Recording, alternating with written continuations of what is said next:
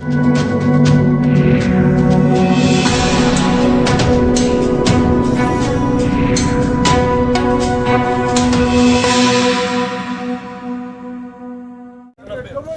आंदोलन को चलते हुए 1 साल से अधिक हो गया। आपको बता दें, अब किसान किस तरह अपनी मांगों को मनवाने के लिए केंद्र सरकार से जुस्तजू कर रहे हैं। 1 साल हो गया आंदोलन को चलते हुए, और अब देख रहे हैं एक बच्चा भी है और किसान भी है। तमाम जो लोग बैठे हैं वो जंजीरों में जकड़े हुए हैं।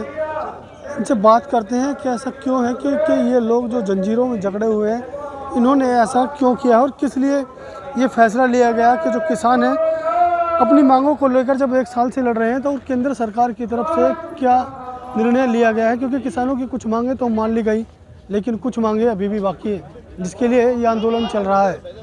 नाम बताइए। करतार सिंह। आपने जंजीरें जो लगाई हैं गलों के अंदर, क्यों लगाई है? ये जो है अंग्रेज़ों ने ये जंजीरें लगाई थी, कभी हम गुलाम थे।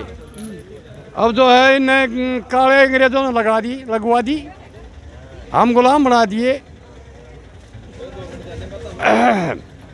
हमारे जो हक हैं उनको नहीं दे रहे। हमें कोरोना के टाइम में काले कानून हमारे पर लागू कर दिए, हमारे 3 कानून लागू कर दिए कोरोना टाइम में। और जो है इनको कह रहे हैं रद्द कर दिए लिखित में जो सब बहुत कुछ है।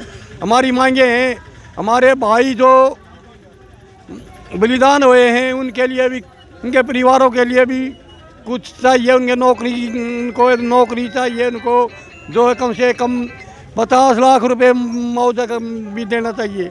750 हमारे भाई बलिदान हो रहे हैं। करीब जो है किसान करीब 750 किसान जो है वो इस आंदोलन में जो है शहीद हुए हैं।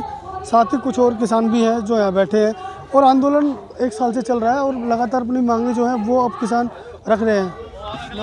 देखो जी वीरो, बात ये है, मेरे पहले तो मेरी राम सारे भाइयों को। मेरे भाई, ये जंजीरें तो हमारे अंग्रेज़ों के बारे से ही गली हुई हैं। और फिर सोची थी ये अग भाई ये अपना राज आ गया, अपना स्वतंत्र राज मिलेगा, वो भी नहीं मिला हमें। क्यों नहीं मिला?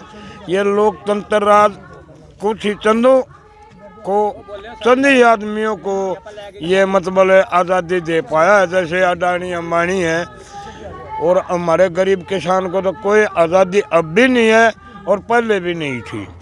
अब ये है, ये कोशिश कर रहे हैं। देखा किसान मोर्चा इन बेड़ों को अब टेम है किसान मोर्चे के पास ये बेड़ियां तोड़ने का। क्यों? सरकार का ऊपर दबाव बना हुआ है, प्रजातंत्र यहाँ इकट्ठा हुआ है। इस करके हम ये अरदास करते हैं संयुक्त मोर्चे से, अब यहाँ बेड़ियाँ अब तुम तोड़वा सकते हो। क्यों? गवर्नमेंट ने जो कहेंगे तो आप टूटेंगी। जो किसानों की लड़ाई है वो MSP की है खासकर, क्योंकि 23 फसलों का जो मुद्दा है वो काफ़ी लंबे समय से चल रहा है, लेकिन जो 23 फसलों पर MSP जो सरकार को देनी है वो कहीं ना कहीं नहीं मिल पा रही है। आप देख सकते हैं जो किसानों की जो मांग है, जो आप देख सकते हैं किसानों को शहीदों का सम्मान दिया जाए, और MSP जो कानून है उसको लेकर भी लगातार किसान जो अपनी मांगों को रख रहे हैं। लेकिन केंद्र सरकार की तरफ से अभी तक MSP पर कोई भी ऐसा कानून लागू नहीं किया गया। कि जो खासकर बात की जाए फसलों की, तो फसलों की जो कीमत है वो किसान को नहीं मिल पाती है। मक्का है, बाजरा है, आप बेचने जाओगे तो सस्ता बिकेगा और ख़रीदने जाओगे तो महंगा मिलेगा, जिसके लिए किसान अपनी मांगों को लेकर लगातार दिल्ली के 3 बॉर्डरों पर लड़ रहे हैं। राष्ट्रीय एकता जिंदाबाद। जी साहब, ये जो लड़ाई है, जो ये 3 कृषि कानून थे, ये मोदी सरकार किसानों के ऊपर थोप रही थी, तो किसानों के जन सैलाब ने, जन आक्रोश ने ये उनको वापस लेने पड़े, मजबूर हो गए वो। तो जो मेन मुद्दा है, जो सुसाइड करते हैं किसान, महाराष्ट्र में कितना ग्रोथ है, सारी जगह अलग अलग ग्राफ है, तो उनके लिए क्या होना चाहिए? MSP ही उनके जीवन का एक आधार है। MSP आते ही उनका जीवन सुधर जाएगा। बाकी मेरे बड़े भाई ये आपको सारी बात बताएंगे। देखिए, MSP की गारंटी ना मिलने की वजह से पिछले 70 साल से देश के किसानों की कमाई का बहुत बड़ा हिस्सा आज कॉरपोरेट के पास चला गया। ये जो 3 कृषि कानूनों की लड़ाई थी ना, ये देश के सबसे बड़े तानाशाह नरेंद्र मोदी के साथ थी। लेकिन जो एमएसपी की लड़ाई है, मतलब देश के सारे तानाशाहों का इकट्ठा कर लो, मतलब जो भी सरकारें गवर्नमेंट रही है कहीं ना कहीं तानाशाही रवैया अपनाया है उन्होंने। सारे तानाशाहों को इकट्ठा कर लो और आगे उनको जो चलाता है कॉरपोरेट पूंजीवाद, उसके साथ लड़ाई है एमएसपी की, क्योंकि एमएसपी की किसान की कमाई वो खा गए। और जब तक एमएसपी का गारंटी हमारी मांग ही नहीं, किसान का हक है और जो 70 साल से किसान को नहीं मिला। और हम अपील करते हैं संयुक्त किसान मोर्चा से भी कि आज पूरा देश आपकी तरफ एक आस लगाए देख रहा है, आज पूरा देश आपकी तरफ एक निगाहें लगा कर देख रहा है। और ये वही ताकत है, ये लोकतंत्र की ताकत है जो ये आप देख रहे हैं। पहली बार किसानों को पता लगा अपनी ताकत का, पहली बार उनको पता लगा कि लोकतंत्र के अंदर कितनी ताकत है। पहली बार किसान इकट्ठा होना सीख गए, पहली बार हमने अपने हक मांगे हैं और हक अभी मिला नहीं है। जो उन्होंने जबरदस्ती दिया था वो उन्होंने ले लिया। आज भी तो बैठक चल रही है संयुक्त किसान मोर्चा की, इसका क्या रहेगा आंदोलन? अपील करते हैं यही तकरीबन कि कोई बड़ा फैसला आएगा, कोई अच्छा फैसला आएगा संयुक्त किसान मोर्चा का, क्योंकि कहीं ना कहीं जो 5 सदस्यीय कमेटी बनाई थी, अभी तक सरकार की तरफ से कोई प्रपोजल नहीं आया बात करने का। और एसकेएम की मीटिंग जो चल रही है, यही अपील है कि कोई बढ़िया फैसला ले ताकि मोर्चे को मजबूती मिले और एमएसपी गारंटी कानून की मांग को बड़ी जोरदार तरीके से उठाने का काम किया जाए। इससे पहले भी कई बार बैठकें हुई, 11 से 12 जो वार्ता हुई है केंद्र सरकार के साथ, लेकिन किसी में भी ना तो नरेंद्र मोदी स्वयं वहाँ पर आए हैं और जो कृषि मंत्री थे वो भी शायद एक ही बार इस बैठक के दौरान आए थे। लेकिन 11-12 जो वार्ताएं हुई उस दौरान भी कोई अहम फैसला केंद्र सरकार ने नहीं लिया। लेकिन 1 साल बीत जाने के बाद बोल दिया गया कि कानून जो लागू किए थे वो वापस ले लिए गए, लेकिन रिटर्न में कोई अभी ऐसा आया नहीं। देखिए, ये पता लगा कि लोकसभा के अंदर, राज्यसभा के अंदर कृषि कानून रद्द हो चुके हैं। और रही बात आपने कि एक भी मीटिंग के अंदर नरेंद्र मोदी या कोई बड़ा नेता नहीं आया। मैंने पहले भी यही बात कही थी कि फिल्म के अंदर ना जो सबसे मेन गुंडा होता है, सबसे मेन गुंडा, पहले उनके छोटे मोटे गुंडे आते हैं। अमरीश पुरी जिस दिन आएगा ना सामने, मैंने पहले भी ये बात कही थी, जिस दिन अमरीश पुरी सामने आएगा उस दिन कृषि कानून रद्द हो जाएंगे। अमरीश पुरी सामने आया और कृषि कानून रद्द हो गए, और जिस दिन दोबारा ये अमरीश पुरी सामने आएगा, एमएसपी का गारंटी का कानून भी उसी दिन हमको मिल जाएगा। तो आप भी आए हैं आंदोलन में, क्या लग रहा है आज जो बैठक चल रही है उसमें क्या अहम फैसला लिया जाएगा? देखिए, सरकार सुनने में आया कि सरकार की तरफ से कोई चिट्ठी आई है, तो जब ये आप प्रेस कॉन्फ्रेंस होगी, आप भी जाएंगे उसमें, तब क्लियर हो जाएगा। मैं आपके चैनल के माध्यम से आपके दर्शकों को, पता नहीं आपके कितने दर्शकों को पता होगा एमएसपी क्या चीज़ है क्या नहीं है, मैं थोड़ा सा बता देता हूँ। आजकल इंटरनेट का ज़माना है, तो आपके दर्शक गूगल कर सकते हैं कि पंजाब का या हरियाणा का गांव कैसा दिखता है। हमारे गांव में 2-2, 3-3 मंजिला मकान बने हुए हैं, लेंटर डले हुए हैं, घर घर में गाड़ी है, ट्रैक्टर है, लाखों रुपए के, सब सुख सुविधाएं हैं, फ्रिज हैं, टीवी हैं, सब है। और अब आप गूगल कर लेना, मध्य प्रदेश का गांव, तेलंगाना का गांव, बिहार का गांव, यूपी का गांव, पूरे गांव में 2-4 मकान ही होंगे जिनके लेंटर डले हुए हैं, बाकी सब कच्चे झोंपड़ियों में भी रह रहे हैं आज भी हिंदुस्तान। ये फ़र्क क्यों है? पंजाब और हरियाणा के गांव में लेंटर क्यों 1 मंजिला नहीं, 2-2, 3-3 मंजिला, शहरों में कोठियाँ नहीं ऐसी जैसी हमारे गांव में बन रही हैं। ये क्यों हो रहा है? ये एमएसपी की वजह से हो रहा है। तो आपके दर्शकों को समझने के लिए कि एमएसपी क्या चीज़ है, वो है प्रॉस्पेरिटी। अब एमएसपी जो हमारे तो अनलिमिटेड थी, हमारा सारी की सारी फसल उठती थी।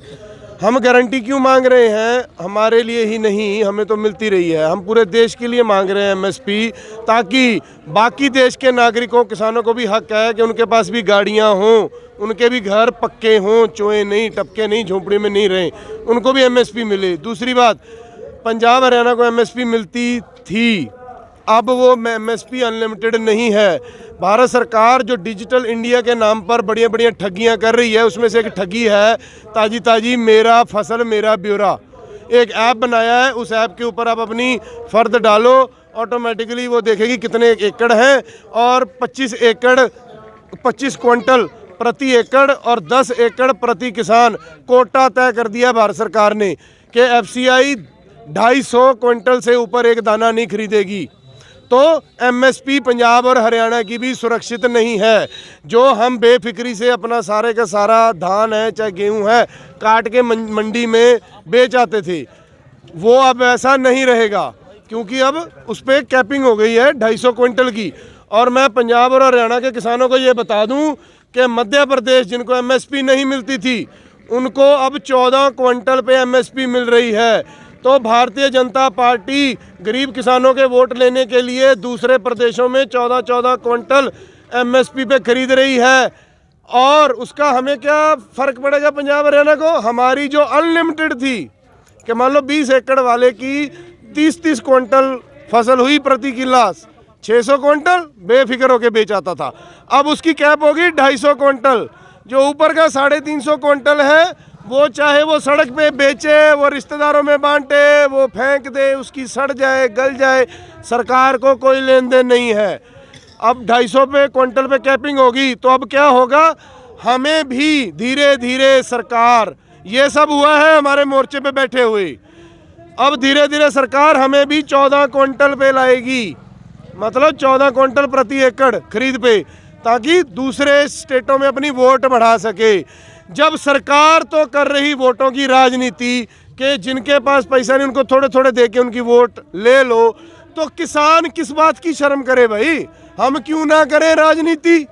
तो हमारे मोर्चे ने की राजनीति, पहले बंगाल जाके वोट की चोट दी, अब यूपी में, तो इनको पहले ही अकल आ गई। और मत को ये सोचे कि यूपी के डर से, ना जी ना, अगले 8 महीने बाद गुजरात का इलेक्शन आ रहा है। यूपी तो ये जैसे तैसे नाक रगड़ के कर जाते, 5-10 इधर से ले ली सीट, उधर से ले ली, सरकार बना जाते।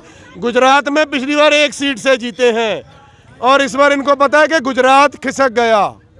तो जितने भी अहंकारी आज तक के सीएम पीएम रहे हैं, जब उनमें अहंकार आता है तो उनके इतिहास है, उनके गांव का सरपंच भी उनकी पार्टी का नहीं बनता। तो कहीं ना कहीं इलेक्शन में लंबी चोट लगेगी केंद्र सरकार को। भाई चोट तो लग चुकी।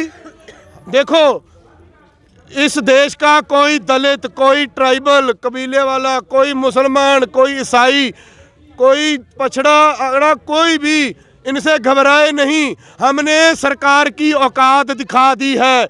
हम घर से निकले थे 4 साल का टारगेट लेके 2024 का, 1 साल में घुटने टेक गया बड़ा अहंकारी। ठीक है जी, इतनी औकात है सरकार की। हमने जो आंका उससे 25%। तो भाई हमारा मोर्चा कामयाब क्यों हुआ? समाज का हर वर्ग है यहाँ पे, चाहे वो दुकानदार है, मजदूर है, चाहे वो किसान है, चाहे वो आड़तिया है, चाहे वो कोई है, हर है। हमारे बच्चे आईटी में, इंफॉर्मेशन टेक्नोलॉजी में जॉबें कर रहे हैं, वर्क फ्रॉम होम चल रहा है, सैकड़ों बच्चे यहाँ मोर्चे में रह रहे हैं।